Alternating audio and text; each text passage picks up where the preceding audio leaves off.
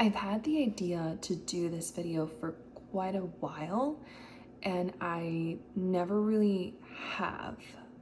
And I saw this video today where it was talking about stopping ourselves from doing something, especially when that thing we think is going to help us or, push us to a different place that we haven't explored before. And change is scary, which is funny because what I'm going to talk about today, which I'm sure you've seen from the title, it's how going sober changed my life and my journey to getting there, and why I decided to go sober and what that means. And also, I wanted to share some tips that I've shared with friends that have asked me about starting the journey and what it looks like.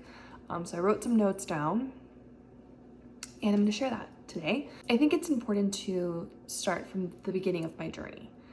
And we're going to jump a little back and forth. It's a little bit of a Christopher Nolan moment, so just pace with me.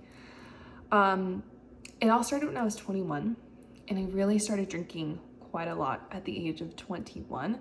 I was going through a lot of changes just in my personal life. There was a relationship that ended, there was friendships that had also ended, and I was just completely lost because it was the first time that I was like in this adulting life where I was working a full-time job. I was still in college full-time. I was living at home with my parents, but I was paying my own like car payments and my bills. But it was this weird phase of like, you're not a teenager anymore, but you kind of are, and you're not an adult. You're not fully an adult yet, but you are. And it was very confusing, and I was very hurt. I was in a very hurt place. I was very lost, and I didn't really know what to do. And figuring out sort of myself again was it is, but it was really hard at that time that I was in. Now, at first I really didn't think much about my drinking. I was like, well, it's normal. Everyone, in my age group does it. Like, there's nothing really strange about that. I think it's fine. And I just chucked it up to just, I was in this new phase of life, and this was just something new that was happening during the stage that I was in. This meant that I would have like a glass of wine every night, or I would prepare myself a margarita drink. And again, it was just sort of like, well, this is what everyone does. Like, everyone's talking about getting home off of work and going for their glass of wine and like drinking, right? And I really didn't think I had a problem until I started hiding wine bottles from my parents. Because remember, at this time I was still living at home. And I would have to go to the grocery store to like restock on the wine every two days per week, 2 or 3 times per week. I would say, give or take, depending the week. And the reason why is because obviously no one else was like that wine. My mom and I only really drank it. Like, my dad didn't drink that wine. It was only my mom and I. My mom would only have like 1 glass on like Saturday or Sunday. So they would notice that obviously the wine's missing, and only, they would guess where it was going. So I would have to restock it. So basically I would like throw away the old bottle and replace it with like a new one. And obviously I would have a little bit because they're like, well, they're gonna notice if it's brand new. And it was getting a little out of hand. And then the other part was, every time, like, let's say my sister and I would like to go grab breakfast together, to have a mimosa or have to have some sort of alcoholic beverages. We went to grab lunch, and it was like, well, let me look at the drinks list. Like, what am I gonna have? Which was very unlike me. This was completely out of character. And my sister did make a few comments here and there, but it was like, oh my God, a drink here and there is not gonna hurt me. Like, what are you talking about? So 1 glass of wine every other day turned into a glass of wine every night, turned into margaritas every night, turned to whenever I was out at restaurants, I would get a drink. It turned into a very consistent part of my life. And it was something that a few people in my life had called out on me because it was very unlike my character. And I would just make fun of it. We would chuck about it. I was like, oh my God, you're overanalyzing the situation. Like, I have barely drank this week, which was probably not true. Now, the thing is that I always made a promise to myself to not become this person. There's a family history of alcohol abuse in my family, and just substance abuse in general. And I always said that I was not going to become that or do that or turn to alcohol to make myself feel better. I remember during this time, there was a lot of things that I was going through that I didn't necessarily want to work on or heal or try and get better at. I just was trying to numb the pain. I was trying to numb everything and put it aside so I didn't have to deal with it and I didn't have to think about it because I didn't want to. Like most humans do, we avoid situations. I was very angry. I was very sad, and alcohol just sort of became my best friend. It became what I turned to, and it made me feel better because during those times, like I would just feel good. It just made me happy. I was always on a high. Like no matter what was going on, like that was, it was my safe space, which it wasn't a healthy space to be in. And then things just started getting out of hand.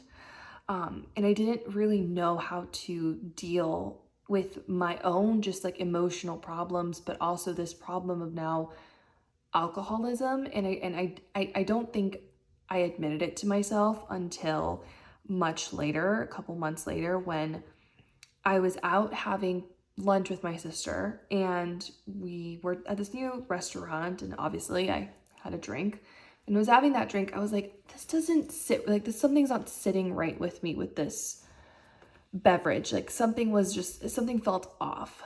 And later that night, I ended up, I think maybe now looking back on it, I thought it was food poisoning, but I think it's some level of food poisoning with maybe alcohol poisoning. Just something in the mix there that was just not, it was not working well for me. And I ended up spending the whole night, I'm gonna spare you the images, but by my toilet.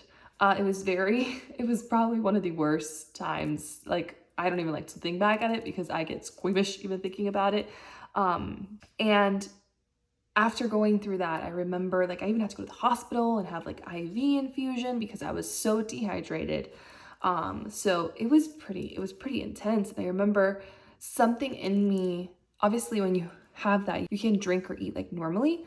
So after that, I just remember sort of this, something in me just changed. And I stopped putting myself as a victim. Like I stopped putting myself as like, boo me, like, oh my God, poor me. I was like, I had to stop being a baby about things, and I had to face everything that was happening in my life. And that's when I turned into spirituality, and I started healing, and I started, getting closer to my roots and getting closer to who I was and getting closer to my faith. And it was a very challenging journey, and it was a journey that I love, but starting that was so weird. It was so hard. Everything was just new. So I was just learning about all these new things in life, and I really didn't know where I was going most of the time. I was just trusting that everything was going to work out in the way that it should. And one of the ways that I knew I didn't want to turn out is I just would remember this 8-year-old me that promised herself that she was never going to become the person that she was turning into. And I had to put a stop to things before it got worse, which I did. Thankfully, it was earlier on in the journey of becoming an alcoholic and using substance abuse. But it was very challenging to have to basically tell myself, you have an alcohol problem. You can't just drink for fun and everything's going to be fine the next day. Like, you will go down a really bad road if you do this. And once I made that decision to just stop drinking, I remember my sister was the person that I really turned to during this time. And I told her everything that was happening, and she really became my, I guess, supportive person that when I was just not feeling great, I would turn to her and she would be there. I started journaling a lot. I started meditating. Instead of just like running away from my emotions, I was really facing everything, even though that meant that I was going to go through like the heartache and the pain all over again. I knew that it was going to be better for me than the other path that I was walking into. I had to face myself, and I had to be honest with myself and tell myself, you have an alcohol problem. You are not okay. And that's fine. It's okay. It's okay to not be okay, but it's not okay to run from yourself and to try and act like everything's fine when it's not. And I remembered there was a lot of crying. There was just so much.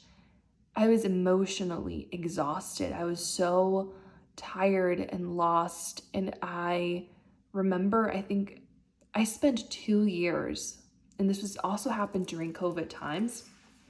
But I spent 2 years where the only people that I saw or spent time with were my family. It was my mom, my dad, and my sister, maybe some family members here and there, but like I didn't hang out with friends. I didn't go out with new people. I really just zoned in on myself. And it was one of the best things I ever did. I had to be by myself during this time to really figure everything out and process everything that I had been avoiding for my whole life, really, because it wasn't just like in the last couple of years that things went sour. It was my childhood. It was a lot of trauma that I had been holding on to, a lot of pain that I hadn't really let go of. And that leads us to today, where I am almost 3 years sober. It has not been easy. It's been hard. Especially because I'm in my 20s. So the number one thing that people my age do is they go out and they drink with their friends. And that's just not something I do. I don't really go to clubs. I don't go to bars. It's not my scene. I mean, I don't, like, now it's fine. I don't mind going. I think they have great mocktails now, but it's just not who I am. And I start my conversations like that, which means that there's a lot of people that I am not friends with because of that, which is fine by me, because, that just means, we scrape the people that aren't really good for me. Not saying that they're not good people, they're just like maybe not my people, and that's okay. Being sober is also, it's funny because people don't question when you drink, but when you don't drink, everyone's like, really? You don't drink? Like, why? And you have to get comfortable with your story and what you want to tell people. At first, I remember when I first started my journey, I would tell people like, oh, I just, I don't drink. It's not my thing. I don't really like it. And then when I finally faced who I was, I openly told people, oh, well, I'm actually, sober. I've been sober for 2 years or whatever the time was during when they asked me that. And that always like stops people really quickly. They're like, oh, that's kind of crazy. But it is a funny thing to think about, how, everyone just thinks that there's something wrong with you. Like, why can't, oh my God, I can't believe you don't drink, which is, I feel like we should change the story and the narrative with that. And I try with people. And I always love meeting other people that are also sober. I have met a couple people already that they're also sober, which is really great to hear their stories and to see where they've come and how far they've made it. So it is a hard road to be at. I mean, it's definitely, your whole life is going to look differently than other people, and that's fine by me, but it is something that you have to face, that, you're probably not going to be in the same friend groups or in the same circles or in the same situations as you currently are. And that's kind of where you have to choose what you want your life to look like and who you want to be. And that actually perfectly leads me into my first tip, where it's that no matter how much I tell you today and how many tips I give you and all of the resources and all the Googling that you might do, until you are ready to make that choice, nothing's going to change. It doesn't matter to how many meetings you go to, or how many people you talk to, or how many videos you see. Until you are ready to make that decision, your life is going to continue looking the same. And I wish I could tell you that there's a magical remedy to this. There isn't. Unfortunately, I think all of us have hit rock bottom, whatever that rock bottom looks for us, and to everyone it looks very differently. But until you don't have this moment, this rock bottom moment, you are not going to really force yourself to get out of it, which is unfortunate because a lot of people are lost during that process, because it's a hard place to get out of, especially the deeper you dig this hole. It starts and it ends with you. Your mom can't save you, your dad can't save you, your sibling, your best friend, your significant other, your husband, your girlfriend. No one can save you except yourself. You have to decide how you want your life to look like and what your priorities are. And then you have to fully face that decision and go head forward and not turn back. My second tip is you have to find your why. And there's two whys that you have to figure out. Why are you using alcohol and what are you running away from? And why do you want to stop?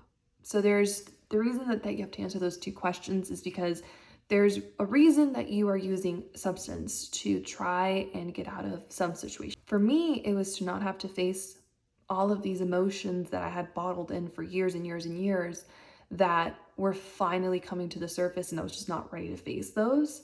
And then my reason as to why to stop was because I didn't want to disappoint little me, who saw and knows what substance abuse does to not just yourself, but to your family and the people around you and the people you care about. So I did it for her because I didn't want to disappoint her. And I knew that I am so much more than what I was allowing myself to be and what alcohol was allowing myself to be.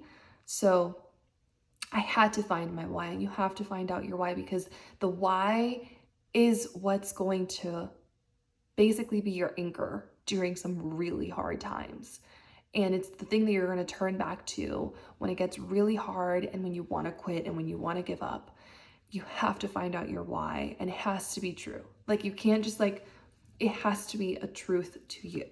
Not just what your mom tells you or your significant, it has to be your truth. And that comes with vulnerability and honesty with yourself, which is the biggest part of this journey, is a lot of vulnerability and a lot of honesty with yourself.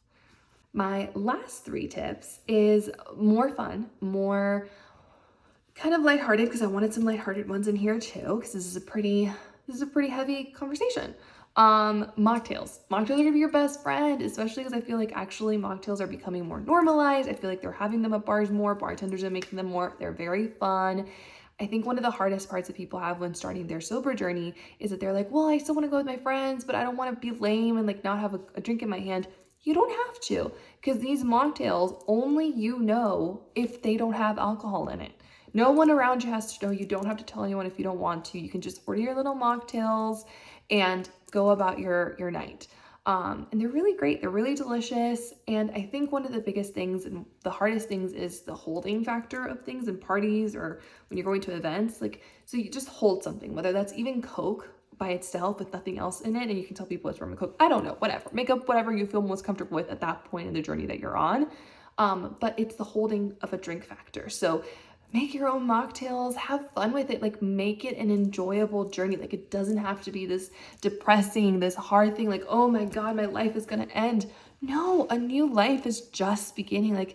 This is when life starts to get even more fun. And it's you truly can make this journey whatever you want it to be. You can make it look whatever you want it to look like. It can be, I'm not saying it's gonna be easy every day, but you can help yourself to make it easier on yourself. The 4th one is another really hard one. You have to tell people. There's only so long that you can go without telling someone that you're sober and that you don't drink. One, your friends are gonna notice, your circle's gonna notice, your families are gonna notice, you're doing things differently. You're gonna move to a different rhythm and a different beat and different cadency, and it's because you're actually gonna see life clearly. That's the best way I can put it. It's you're sort of taking these rose-colored glasses off and you're just kind of facing a lot of truth. So you're just gonna move a lot differently. And you have to tell people. And unfortunately, that means that this new journey, this new growth that you're going into means that there might be people that are in your life right now that won't be there 3, 6 months, a year from now. And that's, again, you choosing what you want your life to look like. Because if those people aren't there, it means that they were never really your friend. And you have to learn to walk away from people that aren't good for you, even though you love them and you might care for them and you thought you were going to be BFFs forever. sometimes it doesn't work out that way. And you guys might re-find yourself again, but in this new space that you're in, you really need to be with healthy people that are supportive and that understand the journey that you're going through and that don't tempt you and don't make you go back to a person that you don't longer want to be. And my last tip is find a new activity, whether that's, a book club or swimming or tennis or pickleball or running a marathon, like whatever that may look like. Find a new hobby that excites you. Something that, because you were always hungover on Sunday, you didn't feel like you had the energy to do this. Like now you're gonna have so much free time, and fill that free time with something that is good for you, that excites you, that makes you happy, a new activity that you've wanted to do for a while.